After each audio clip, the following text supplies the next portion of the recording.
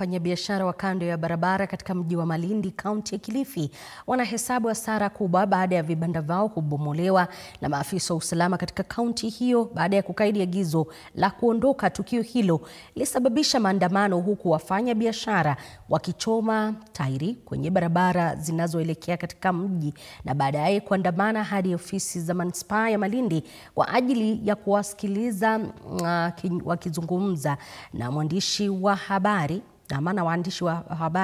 Wafanyabiashara hao wakiongozwa na Faida Kalama na Nicholas Mukuna walisema kuwa wapo tayari kuondoka maeneo ya pembezoni mwa barabara, ila waliomba kuhamishwa na kupelekwa maeneo ambayo yana watu ili kurahisisha kufanya biashara zao.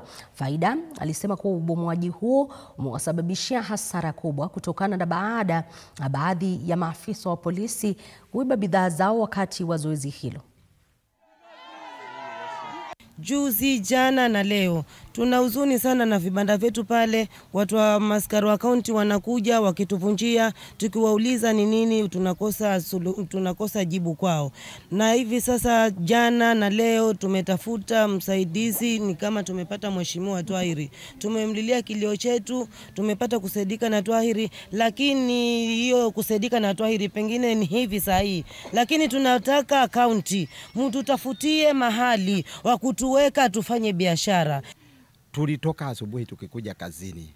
Kuingia pale kazini tukakuta ile mahali sehemu yenye tumepewa na kaunti tunalipia imevujwa bila idhini, bila hata kupewa notice. Kwa hivyo tulikuwa tunalia tangu jana, leo pia tulikuwa tunalia, maana yake asubuhi wamerauka wakafuja zile zilikuwa zimebaki.